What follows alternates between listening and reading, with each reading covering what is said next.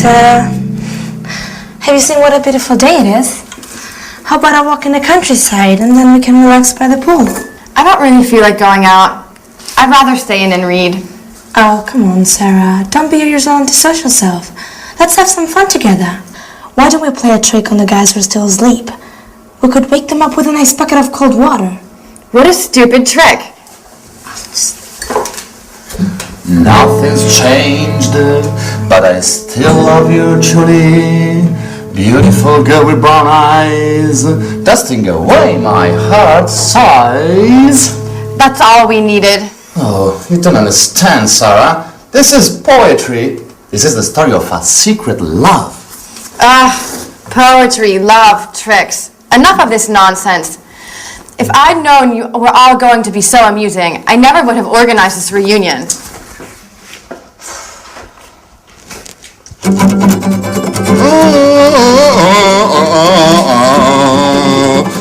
Beautiful girl with brown eyes, dusting away my heart aside.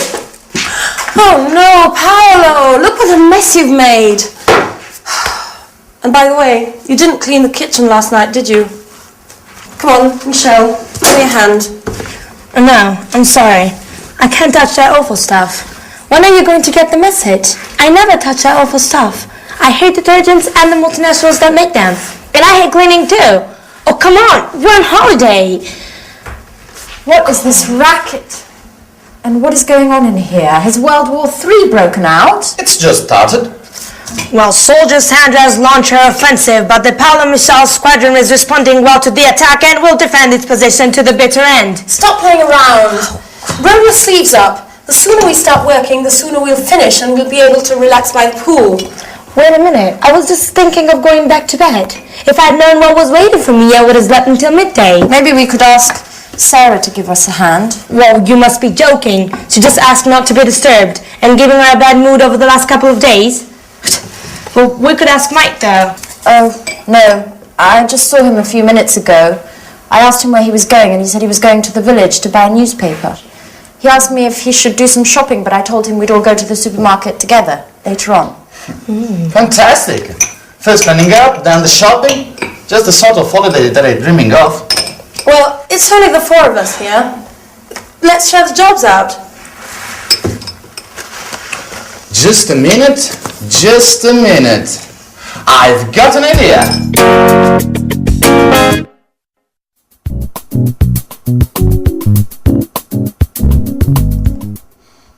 How about you and Anne having a cleaning competition? Time in here. You clear one part and you the other. Yes, and I can keep the time. And Paolo provides some beautiful background music. At the end, we'll see who's been the fastest. And, of course, which part of the kitchen shines the most. I think it's a great idea. You and Anne are always arguing about who's the best at doing things. Oh, this could be the right moment to show off your domestic skills. And the winner will be crowned Queen of Housewives. What do you think? Well, it's an unusual idea. It's very original, but I'm not sure. Oh, come on, Anne. Why not? It'd be interesting. Oh, okay. You've convinced me. Shall we start? Great! So, Sandra, you clean the sink, the cooker, and this part of the floor. Oh, and you've got the oven, the table, and this other part of the floor. Okay. Okay?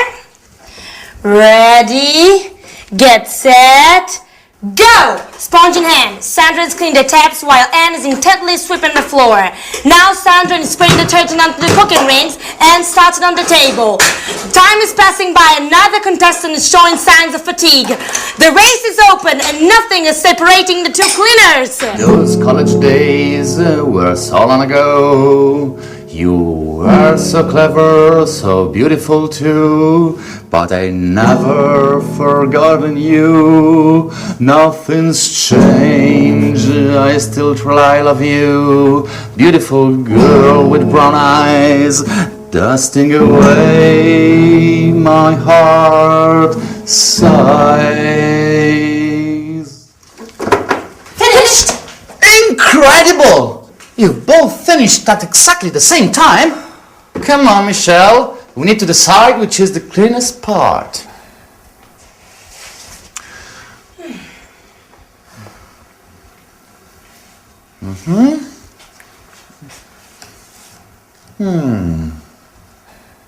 So, Who's won? Well, after considerable discussion, the jury declares that the winner is... come on, don't keep us in the dark. Who's won? Oh, you've both won. It's a dead heat.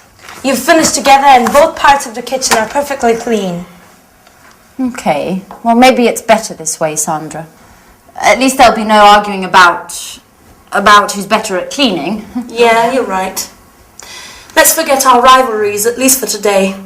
Come on, let's shake on it. Okay. We're both champion cleaners.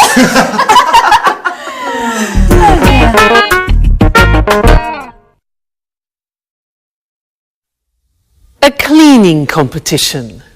Now that's an interesting concept. Could only be invented by Anne. Now that is something where I would definitely lose. Cleaning competition, no way. What about you?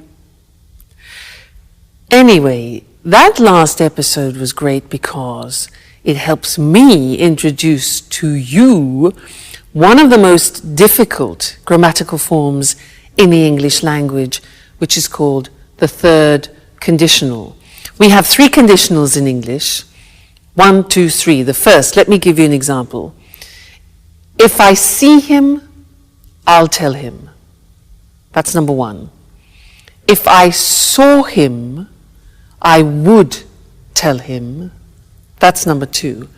Number 3 is what we're going to look at now. If I had seen him, I would have told him. Sounds terrible, doesn't it? Too much grammar. But last lesson was useful because we learnt the first part of the third conditional, which is the past perfect. They used it in the episode. It was Sarah. She said, if I had known you were all going to be so amusing, I would never have organized this reunion. Now that's a good example, and it's difficult. We often use the third conditional when we talk about a regret. Let me give you an example. I saw a beautiful house. It was quite expensive, but I liked it. I needed time to think about it, and I didn't buy it immediately. And then somebody else bought it. So I think, oh, if I had bought that house, I would have been so happy. So that's expressing a regret. So let's go to the screen and see how it's constructed, because it's really not easy. It takes time to be fluent in the third conditional. The grammar is this. If, because if describes a hypothetical situation. Now, when you're talking about the third conditional, it's an unreal, it's an impossible situation because you can't change it anymore.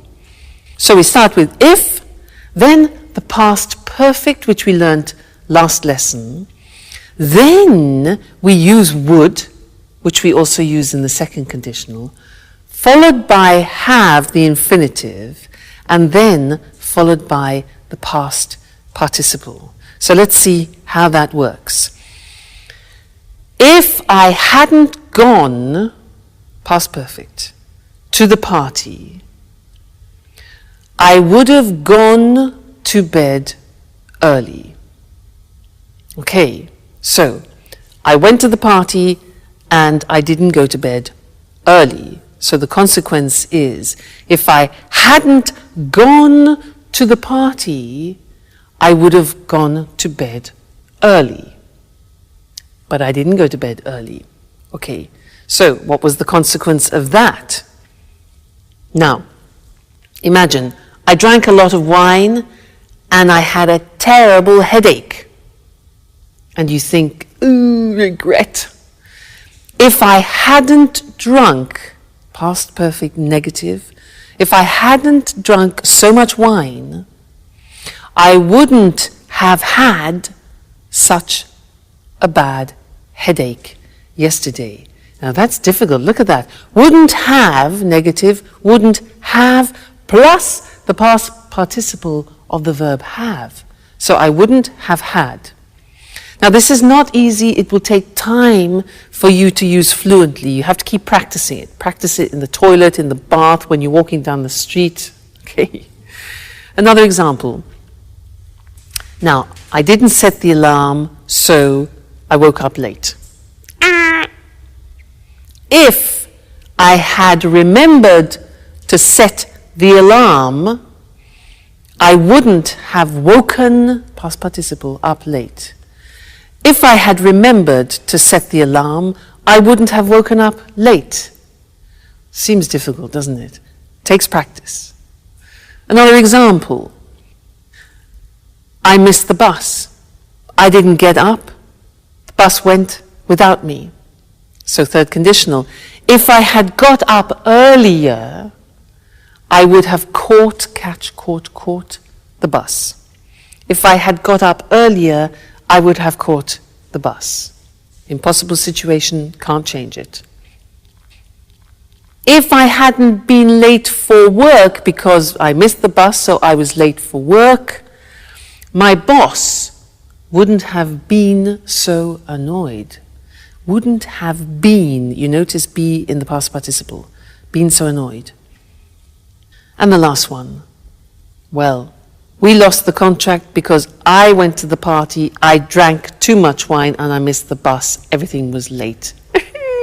So if I hadn't gone to that party, we wouldn't have lost the contract.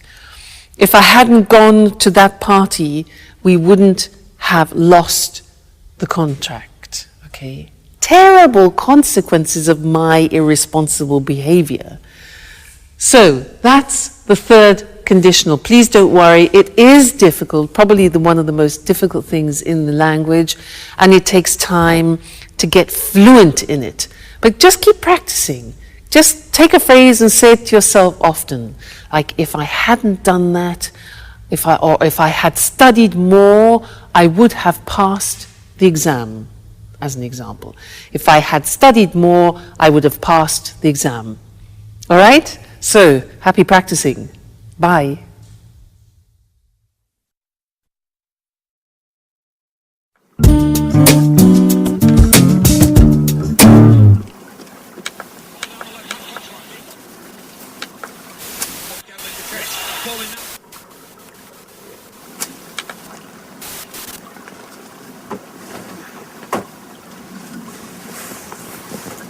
Hi, Sarah. Do you have a minute? I'd like to talk. Sure. Well, I'd like to apologize for the other evening. I swear I didn't do it on purpose. I didn't know anything about what had happened at the bar. Okay. I'll forgive you this time. Great. I'm glad we've cleared up that misunderstanding. So tell me, how did the fire start?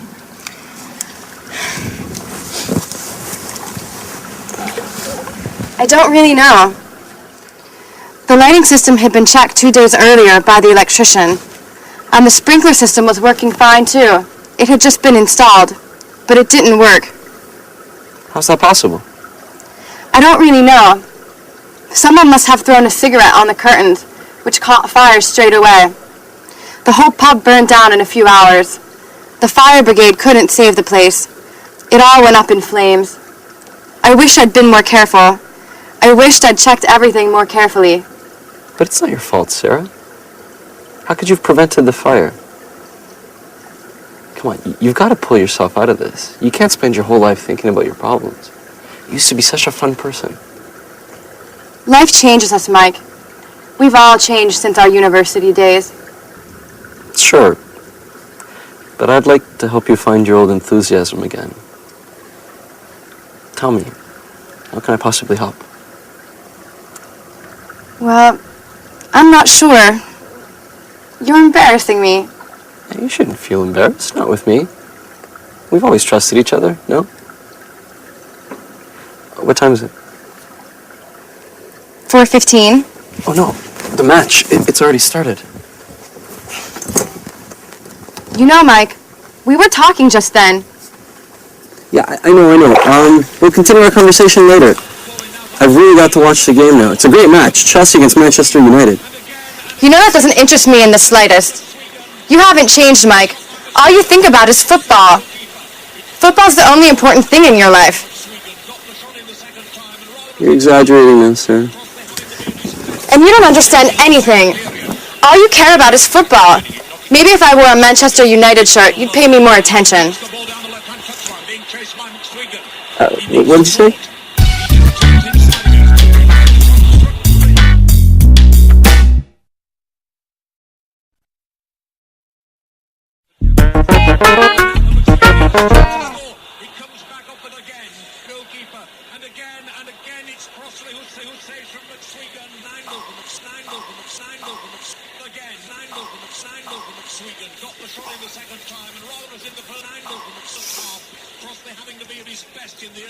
I tell you, I love you, but I'm afraid of being wrong with you. Little girl, with brown eyes, dancing away my heart's sight. Oh no, Paolo, that's all I needed is you, with your stupid guitar. I've had enough.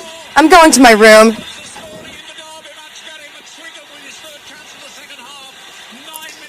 What's wrong with her? I don't think my song that bad. What do you think, Mike? I'd like to tell you, I love you. Paolo, can I watch the game in peace and quiet? I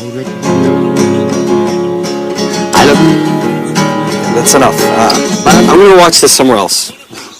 I can't believe it. They are all mad here. I'd like to tell you, I love you, but I'm afraid of being wrong. Beautiful girl, with brown eyes, dancing away my heart's side. Oh, and at last someone who appreciates my talent. I knew you were an expert in music. That song, Paolo, what does it mean? Oh, I wrote it. Thanks to Mike that gave me the inspiration. You like it? Oh no. Mike? Yeah? That's not possible. I don't believe it. Unbelievable! They are all mad in this house. Beautiful girl, with brown eyes, dancing away my heart sighs. Hello again and welcome back for some more English language. And this lesson is a continuation of what we started in the last lesson where we learnt the third conditional, if I had known, I wouldn't have gone, where we are expressing a form of regret. And in fact, in this lesson, I want to show you another form of regret, which is very common in English. And in the last episode, you had a very good example of poor Sarah, who is expressing her regrets. She said, I wish I had been more careful. I wish I had checked everything more carefully, you know, when the pub burnt down. So she starts the sentence with I wish, and that's her desire. A desire that she would like to have fulfilled. It's too late. So we use wish to express desires like that. Let me give you an example in the present tense. I can say, I'm fat. And I have a desire which is to become thinner. So I would say, I wish I were thinner. Let's look at the screen and I'll help you with this, because we can use wish in the present and also in the past, so the grammar form changes. Let's first look at how we use it in the present. I say I'm fat, I'm overweight. All right, so my wish is, I wish I were thinner. Now, this is very interesting because it's an example of the subjunctive in English. Now, the subjunctive has disappeared from the language, but only in this case do we use it. We don't say, I wish I was, but I wish I were thinner. Okay, so an important exception, that. Another example is, I don't know how to cook, and I have a desire, a wish to change that. So I could say, I wish I knew how to cook. Notice that the verb know goes into the past, simple past. I wish I knew how to cook. She can't speak another language, so the girl can't speak another language. She has a desire. She says she wishes she could speak another language. So we're in the present. She wishes, I wish, you wish, he wishes. She could in the simple past. All right? She wishes she could. So that is a present desire that you have. If, in the case of Sarah, your desire is in the past, which often becomes then a regret, the grammatical form changes. Have a look.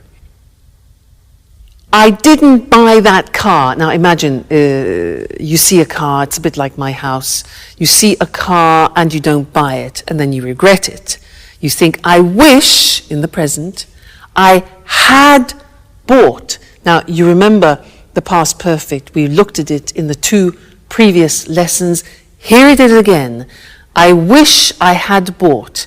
We contract it and it becomes I'd. Okay?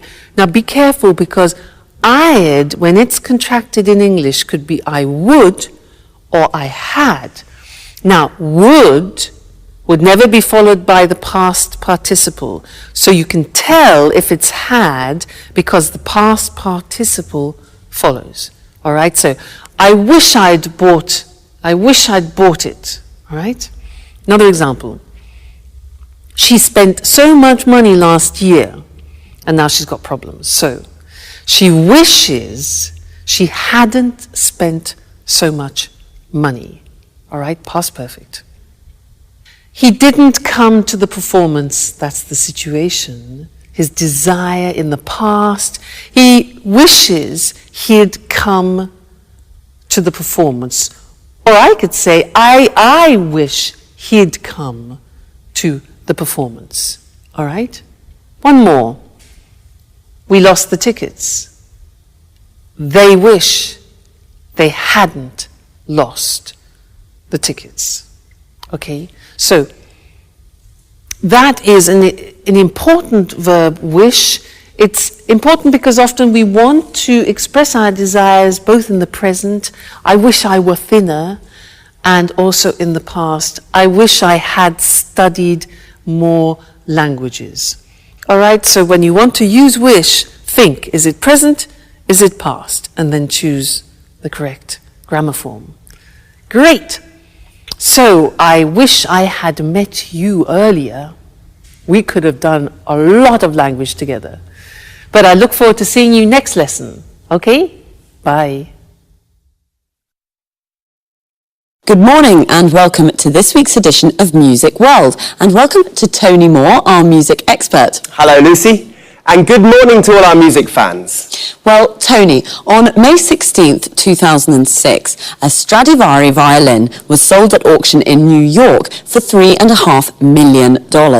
The Christian hammer violin, as it's called, had become the world's most expensive musical instrument. So why is this violin so special? Well, this violin was made in 1707 by Antonio Stradivari. in the family workshop in Cremona, near Milan in northern Italy. The years 1700 to 1720 are called Stradivari's golden period because of the exceptional sound quality of the instruments he made during this time. So why is the sound quality so good? Oh, good question, Lucy. During this period, Stradivari came up with some tiny improvements to the shape of the violin. Experts think that these changes to the shape of the violin, particularly to the shape of the belly and the back plate, may in part be responsible for their incredible sound quality. So it's the shape of the violins that makes them so sought after by the world's best musicians. Yes, but not only the shape.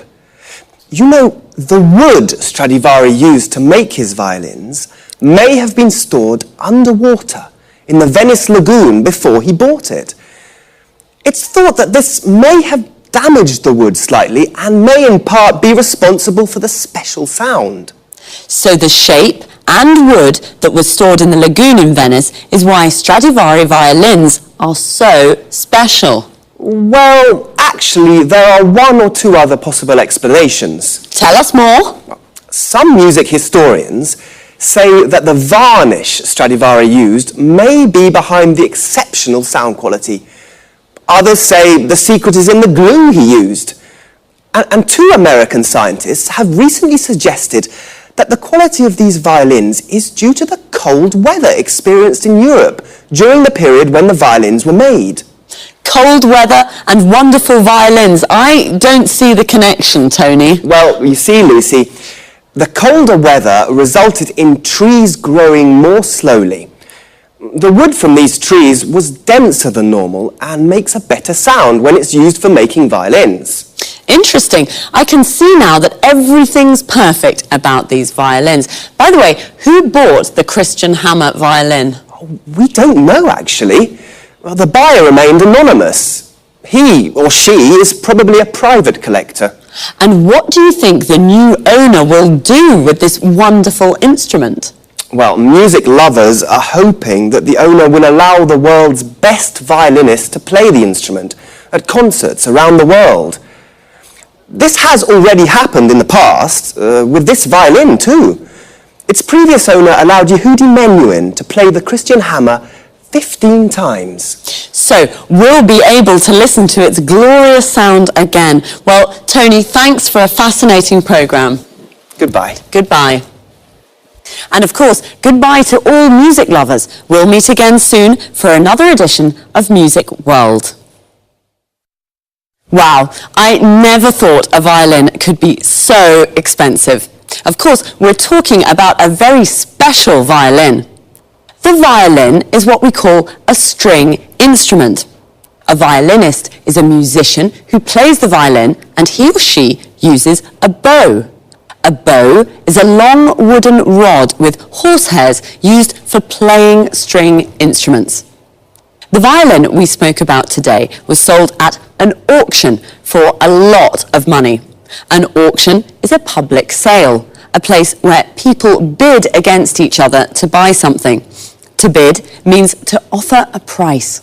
You can buy almost anything at an auction: houses, furniture, paintings, instruments. The buyer of this Stradivari violin remained anonymous. To remain anonymous means to keep your identity secret. The owner of the Stradivari is probably a private collector. A private collector is a person who collects things for their own enjoyment. The Stradivari was made in a workshop. A workshop is a place where craftsmen make things. A craftsman is like an artisan. Well, as we heard, it's a violin with incredible sound quality. The quality of the sound is excellent. One reason could be its shape.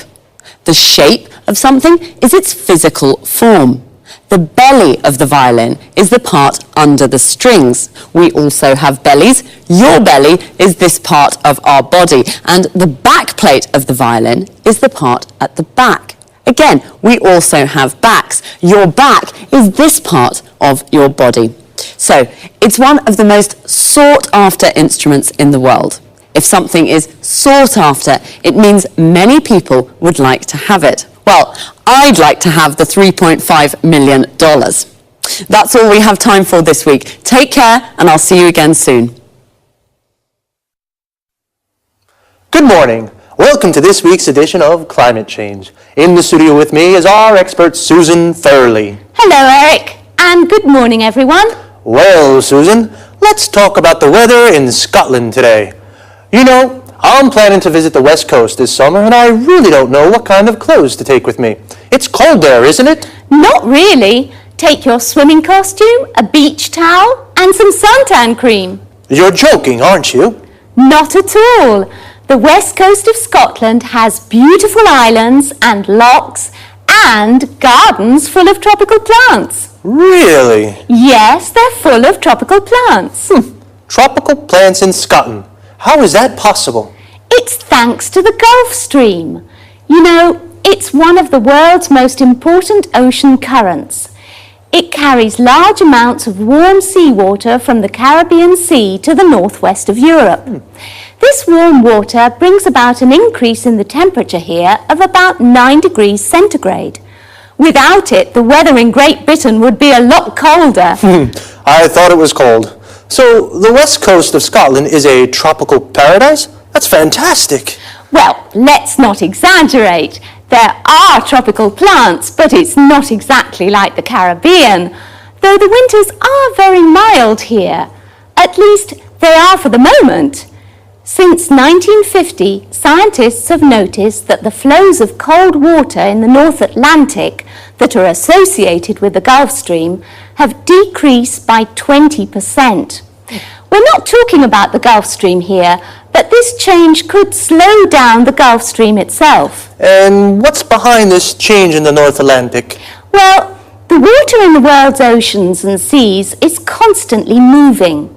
The speed and direction of these movements of water are controlled by different factors, such as the shape of the ocean floor, the salinity of the water, and the Earth's rotation. Well, scientists have noticed that the ice sheets of the North Pole and Greenland are melting due to the greenhouse effect. This is reducing the salinity of the water in the North Atlantic and is reducing the flows of cold water that help the Gulf Stream bring warm water to Western Europe. So, are you saying that the seawater and the temperature in Great Britain could become colder? Yes, this has already happened in the past. Scientists have discovered that the Gulf Stream slowed down or maybe even stopped completely about 11,000 years ago. This brought about a fall in the temperatures in Northern Europe of 5 degrees. And could the same thing happen again now? Yes. Scientists fear that a knock-on effect of the salinity reduction may be the slowing down of the Gulf Stream again. And what would the effects of this be? The worst predictions suggest there could be a new ice age in Great Britain. Wow, that sounds frightening. Well, perhaps Great Britain will become a new center for the winter sports. Perhaps the Winter Olympic Games will take place in Scotland. We'll have to wait and see. Thanks to Susan Furley. Goodbye, Eric. Goodbye, Susan. And goodbye, everyone. Well, apparently I should take my swimming costume and beach towel and some suntan cream to Scotland. A swimming costume is what we wear to go swimming. A towel is what we use to dry ourselves. And a beach towel is a big towel for the beach. Suntan cream, sometimes called suntan lotion, is the cream we use to protect ourselves from the sun. I thought Scotland was a cold country, but actually the winters are even very mild. Mild means not very cold. Susan explained that this is thanks to the Gulf Stream, which is an important ocean current. An ocean current is a movement of seawater. Seawater is a compound noun that means the water of the sea. The Gulf Stream brings warm seawater from the Caribbean, and this brings about an increase in temperature. To bring about is a phrasal verb. It means to make something happen. But The flows of cold water have decreased. When water moves, we say it flows. So a flow of cold water is the movement of cold water. The Gulf Stream could slow down. To slow down means to become slower. What is behind these changes? This means, what is the reason for these changes? Well, the ice sheets in the North Pole are melting. An ice sheet is a layer of ice, also a compound noun. When ice melts, it becomes water. This is reducing the salinity of the water. The salinity is the amount of salt it contains. It is also reducing the flows of cold water that helps the Gulf Stream bring warm water to Europe. This could bring about a fall in temperature. A fall is a decrease. We call this is a knock-on effect. A knock-on effect is an effect of something happening. We've run out of time again, so I'll say goodbye and see you soon.